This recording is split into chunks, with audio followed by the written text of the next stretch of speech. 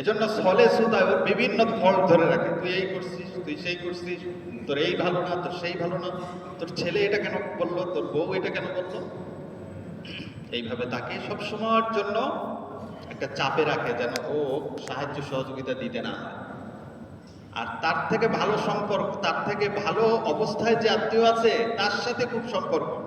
হাতিয়া তওবা প্রতিনিয়ত সেখানে দেয়, কারণ ওখান থেকে গিভ অ্যান্ড টেক হবে, ওখানে দিলে কিছু পাওয়া যাবে। আর দুর্বল আত্মীয় তার সাথে সম্পর্ক রাখে না, ওরা শুধু দিতে হয়। যাদের এই মেন্টালিটি, প্রত্যেক সপ্তাহে তাদের আমলগুলোকে আল্লাহ তাআলা আটকায় দেন যে ওরটা কবুল হবে না, ক্লিয়ারেন্স পান না, আল্লাহ তাআলার কাছ থেকে ক্লিয়ারেন্স আসে না। ওই আমল কবুল হওয়ার ক্লিয়ারেন্স পাওয়ার জন্য পূর্ব শর্ত হচ্ছে আত্মীয়তার সম্পর্ক বজায় রাখা, আত্মীয়দের সাথে ভালো সম্পর্ক রাখা। আত্মীয়কে আমার ভাই, ভাতিজা, ভাতিজি, ফুফু, এরকম যারা আছে, বোন, ভাগনা, ভাগ্নি, খালা, ফুফু, এই যে রক্তের সম্পর্ক যারা, প্রত্যেকে যদি প্রত্যেকের রক্তের সম্পর্কের দায়িত্বটা নেয় তাহলে পৃথিবীর কোনো মানুষ অসহায় থাকতে পারে না। খোঁজ নিয়ে দেখেন, প্রত্যেক ফ্যামিলিতে ভালো অবস্থানে কেউ না কেউ আছে। আর যে ভালো অবস্থানে আছে সে ঢাকা থেকে গ্রামে যায় না, আর তার বাসায়ও কেউ আসতে পারে না, বাসার ঠিকানা দেন, সম্পর্ক ভালো রাখে না। নিজে ভালো থাকবো এরকম মানসিকতা যদি কারো থাকে, প্রত্যেক সপ্তাহে দোয়া কবুল হয়, শুক্রবারের রাতে আল্লাহ তাআলা ওদের দোয়া কবুল করাবেন না। টাকা অনেক থাকবে কিন্তু হাসপাতালে দৌড়াইতে হবে, টাকা অনেক থাকবে, বিপদ আপদ পিছু ছাড়বে না, তার কারণ হচ্ছে আত্মীয়তার সাথে সম্পর্ক সে বজায় রাখছে না। সাপ্তাহিক আমল এভাবে আল্লাহ তাআলার কাছে পেশ করা হয়। আরেকটা হলো বাৎসরিক আমল। নাসাই শরীফ 2357 নম্বর হাদিসে ইরশাদ হয়েছে, ওয়া হুয়া শাহরুন তুরফাউ ফীহিল আমালু ইলা রাব্বিল আলামিন। এই মাসের মধ্যবর্তী রাত, শাবানের মধ্যবর্তী রাতে, শাবানের 14 তারিখে দিবাগত রাতে আল্লাহ তাআলার কাছে বাৎসরিক আমলগুলো পেশ করা হবে, এবং সেই আমলগুলো আল্লাহ তাআলা কন্ডিশন ছাড়া কবুল করেন না। এই পুরো বছরের আমল এটা আল্লাহ তাআলা কবুল করবেন, তাও শর্ত সাপেক্ষে। সামনে বলবো ইনশাআল্লাহ। তো এইভাবে শাবান মাসের একটা বিশেষ ফজিলত রয়েছে। শাবান মাসকে কাশফুল খফা, এখানে 1551 নম্বর হাদিসে শাবান মাসকে রসুলের মাস হিসেবে আখ্যায়িত করা হয়েছে। শাবান শাহরি, রসুল বলেন শাবান হচ্ছে আমার মাস। ওয়া রমাদান শাহরুল্লাহ, আর রমাদান হচ্ছে আল্লাহ সুবহানাহু ওয়া তাআলার মাস। শাবান মাসে আল্লাহ সুবহানাহু ওয়া তাআলা আমল কবুল করবেন এবং গুনাহ মাফ করবেন শর্ত সাপেক্ষে। ইবনে মাজাহ শরীফ 1390 নম্বর হাদিসে রাসূলুল্লাহ সাল্লাল্লাহু আলাইহি ওয়াসাল্লাম ইরশাদ করেন, ইন্নাল্লাহা লা ইয়াত্তালিউ ফি লাইলাতিন নিসফ মিন শাবান ফায়াগফিরু লিজামিই খালকিহি। আল্লাহ তাআলা শাবানের মধ্য রজনীতে বান্দাদের সামনে নিজের রহমত, নিজের সিফাত নিয়ে প্রকাশিত হন এবং একটা সাধারণ ক্ষমা ঘোষণা করেন। ফায়াগফিরু লিজামিই খালকিহি, তার মাখলুককে একটা সাধারণ ক্ষমার আওতায় নিয়ে আসেন। এই সাধারণ ক্ষমা থেকে বঞ্চিত হয় দুটি শ্রেণী, ইল্লা লিমুশরিক, যারা আল্লাহর সাথে শিরিক করছে এই সাধারণ ক্ষমার আওতা মুক্ত থাকে তারা, আও লিমুশাহিন, আর বিদ্বেষ পোষণকারী, হিংসুক, অহংকারী যারা, তাদেরকেও সাধারণ ক্ষমা করা হয় না, তারা ওই ক্ষমা থেকে বাদ পড়ে।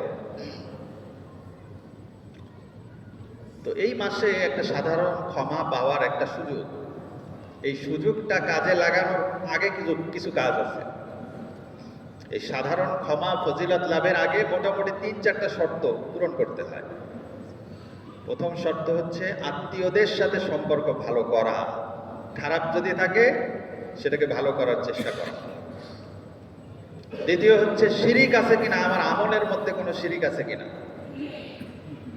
বিভিন্ন মাজার টাজারে মানত টানত করি কিনা, আকীদায় ত্রুটি আছে কিনা, আকীদা বিশ্বাসে, এগুলো একটু খোঁজ খবর নেওয়া, চেষ্টা করা, ঈমানটাকে একটু নবায়ন করা, শিরিক মুক্ত হওয়ার চেষ্টা করা।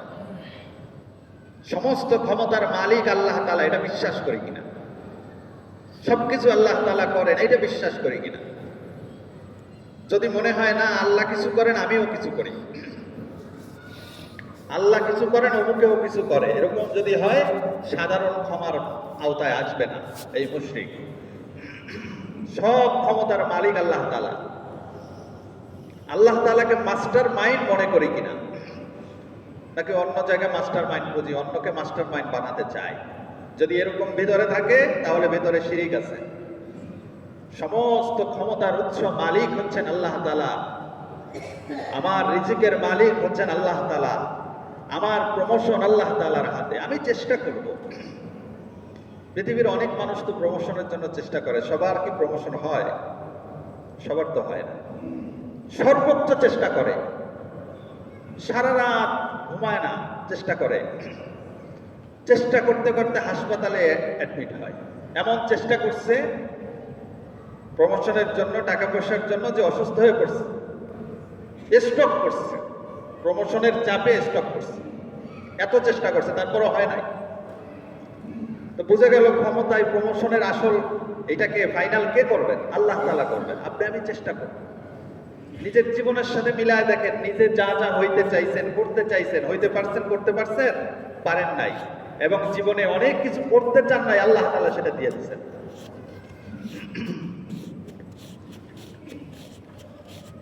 এক ভাই র্যাঙ্কের জন্য খুব দোয়া করছেন, দোয়া চাইছেন, আফসোস করছেন, র্যাঙ্ক তার শেষ পর্যন্ত হয় না। কিছুদিন পরে দেখি খুব হাসি খুশি, আপসেট ছিল এতদিন, কিভাবে ভাই র্যাঙ্ক হয়েছে? না, র্যাঙ্ক তো হয় নাই। তো খুশি কেন? বলে আমার ছেলে কমিশন পাইছে, তাই খুশি। তো দেখছেন আল্লাহ তাআলা এক জায়গা থেকে না দিয়ে আর এক জায়গা থেকে দিচ্ছেন। আমার ছেলে ডাক্তার হয়ে গেছে, আমার মেয়ে, আমার ছেলে মেডিকেলে চান্স পাইছে, এখন সে খুশি। কিন্তু কিছুদিন আগে সে আপসেট ছিল যে আমার তো র্যাঙ্ক হলো না। তো আমি আপনি চেষ্টা করতে পারি, আমার কি প্রয়োজন এটা আল্লাহ তাআলা জানেন, আপনি আমি চেষ্টা করব। তো এই যে ক্ষমতা, আল্লাহ তাআলা দাতা, আল্লাহ তাআলা রাজ্জাক, তিনি আমাকে দিবেন। আল্লাহ তাআলা হচ্ছেন দাতা, আমি তার কাছ থেকে নিব। এই আল্লাহ তাআলার কাছ থেকে নেওয়ার অভ্যাস করতে হবে। আল্লাহর কাছ থেকে নেওয়ার জন্য আল্লাহর সাথে সম্পর্ক ভালো করতে হবে। সব খাবার সবার পেটে তো হজম হয় না। সব খাবার কি সবাই হজম করতে পারে? সব খাবার তো সবাই হজম করতে পারে না। পেট খারাপ যদি হয়, তাকে যদি বেশি পুষ্টি দেন তাহলে তো সে আরো অসুস্থ হবে। তো এরকম অনেক দৃষ্টান্ত আছে। ভালো খাবার হলেই সবার জন্য সেটা ভালো না, ভালো পদ হলেই সবার জন্য সেটা ভালো না, সব ভালো সবার জন্য ভালো না। আমি আপনি আল্লাহ তাআলার কাছে ভালো জিনিস চাই, ওই ভালোটা আমার জন্য যে ভালো না খারাপ এটা আল্লাহ তাআলা জানে। সব ক্ষমতা সবার জন্য ভালো না। অনেক ক্ষমতা অনেকের ধ্বংসের কারণ হয়ে যায়। অনেক ক্ষমতার কারণে, অনেক টাকা পয়সার কারণে বাড়ি ঘর ছেড়ে পালাতে হয়। কোটি কোটি টাকা রাস্তায় পড়ে থাকবে, হজম করতে পারতেছে না। তাহলে আমার জন্য কতটুকু ভালো এটা আল্লাহ তাআলা ভালো জানেন। এজন্য দোয়ার সময় বলতে হবে রব্বানা আতিনা ফিদ দুনিয়া হাসানা, আল্লাহ আমাকে হাসানা দাও, দুনিয়ার কল্যাণকর জিনিস আমাকে দাও, হাসানা দাও, যেটা আমি সইতে পারবো, যা দ্বারা অন্যের ক্ষতি হবে না, বরঞ্চ আমার কল্যাণ হবে, আশেপাশে যারা যারা আছে তাদের কল্যাণ হবে, ওই কল্যাণ জিনিসগুলো আমাদেরকে দাও। তাহলে এই শাবান মাসে অনেকের গুনাহ মাফ হলেও মুশরিক যারা, আল্লাহর ক্ষমতায় যারা বিশ্বাস করে না, তাদেরকে আল্লাহ তাআলা মাফ করবেন না। এজন্য ঈমানটাকে ঠিক করা, যে সমস্ত ক্ষমতার মালিক হচ্ছেন আল্লাহ তাআলা। আল্লাহ তাআলার কাছে আমার ভালো মন্দ তাকদীরের মালিক। ঈমানদার হওয়ার জন্য শর্ত কয়টা? 7টা শর্ত। ঈমানে মুফাসসাল আমানতু বিল্লাহি ওয়া মালাইকাতিহি, এর সর্বশেষ শর্ত কি? খায়রিহি ওয়া শাররিহি মিনাল্লাহি তাআলা। ষষ্ঠ, সপ্তম হচ্ছে ওয়াল বাস বাদাল মাউত, এই ষষ্ঠ শর্ত হচ্ছে ঈমানদার হওয়ার জন্য শর্ত হলো, আল্লাহ আমার ভালো মন্দ তাকদীরের মালিক তুমি। তার মানে হচ্ছে আমার ভালোটা তুমি দিবে, মন্দ যদি হয় সেটা প্রতিহত করার মালিক তুমি। তো এই জন্য ঈমানটাকে ঠিক করা, এটা শাবান মাসের একটা আমল। শাবান মাসের ফজিলত হচ্ছে আল্লাহ তাআলা মাফ করে দিবেন, আর শাবান মাসের আমল হচ্ছে নিজেকে শিরিক মুক্ত করা। এটা একটা গুরুত্বপূর্ণ আমল। এই শিরিক যদি আমার আমলের মধ্যে থাকে তাহলে আমার কোনো আমল আল্লাহ তাআলা কবুল করবেন না। হাসরের ময়দানে অনেক মানুষ আল্লাহ তাআলার সামনে আসবে, নেকির পাহাড় নিয়ে আসবে। আল্লাহ তাআলা ওই নেকির দিকে ভ্রুক্ষেপ করবেন না। কুরআনুল হাকিমে আল্লাহ তাআলা বলেন, ওয়াকাদিমনা ইলা মা আমিলু মিন আমাল ফাজআলনাহু হাবাআন মানসুরা। ওই দিন অনেক আমল, নেক আমলকে ধুলি কোনায় পরিণত করা হবে। অনেক নেক আমলকে আল্লাহ তাআলা বরবাদ করে দেবেন, ধুলিস্যাৎ করে দেবেন। নেক আমল, কিন্তু সেটা কবুল হবে না, কারণ ওই আমলের মধ্যে শিরিক মিশ্রিত ছিল। আমলটা নিঃস্বার্থ ছিল না, ওই আমলের মধ্যে খুলুসিয়াত ছিল না, স্বার্থ ছিল।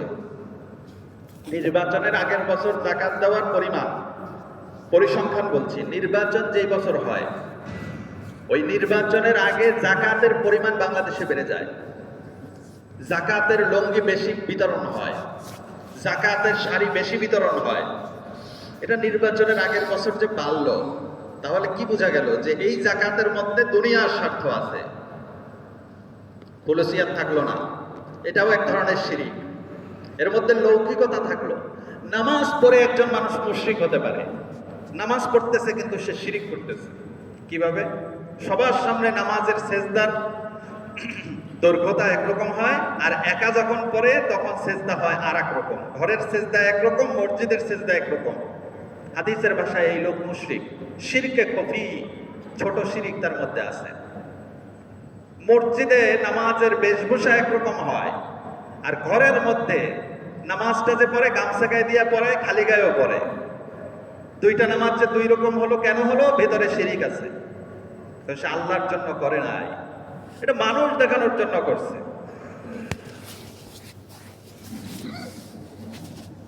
যদি মানুষ দেখানোর জন্য না হতো তাহলে ফজরের নামাজে যত মানুষ হতো, জুমার নামাজে তত মানুষই হতো, যদি আল্লাহর জন্য আমল হতো। ফজরের কাতার কতগুলো হয় আর জুমার কাতারে কতজন হয়? যদি আমলটা আল্লাহর জন্য হয় তাহলে ফজর এবং জুমা পার্থক্য করা যাবে না। এজন্য লৌকিকতা, মানুষ দেখানোর জন্য আমল, এটা ভেতর থেকে অনেক সময় এসে যেতে পারে, কারণ শয়তান তো বসে নাই, শয়তান চান্সে থাকে আমার আপনার আমলকে কি করে নষ্ট করা যায়। এজন্য ভিতরে শয়তানি ওয়াসওয়াসা আসলেই আস্তাগফিরুল্লাহ পড়তে হয়। নামাজের পরে কি পড়ি?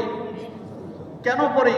কারণ শয়তান নামাজের মধ্যেও আসছে, নামাজের মধ্যেও শয়তান প্যাঁচ লাগায় দেয়, দোকানের প্যাঁচ লাগায় দেয়। মজার ছলে একজন বলছিল, ইমাম সাহেব পিছনে ফিরে বলতেছে নামাজ কয় রাকাত হয়েছে? কেউ বলতেছে 3 রাকাত, কেউ বলতেছে 4 রাকাত। তো একজন নাকি বলছে, ইমাম সাহেব 100% নামাজ 3 রাকাত হয়েছে। কেন? আমার 4 দোকানের হিসাব আমি করি, 3 দোকানের হিসাব হয়েছে, 1 দোকান এখনো বাকি আছে, কাজেই নামাজ 3 রাকাত হয়েছে। নামাজের মধ্যে আমাদের চিন্তা ভাবনা অনেক দিক ছড়িয়ে যায়, চেষ্টা করা বারবার ফিরিয়ে আনা। তো যারা মুশরিক তাদের আমল আল্লাহ তাআলা কবুল করবেন না, শাবান মাসে তাদের দোয়া কবুল হবে না।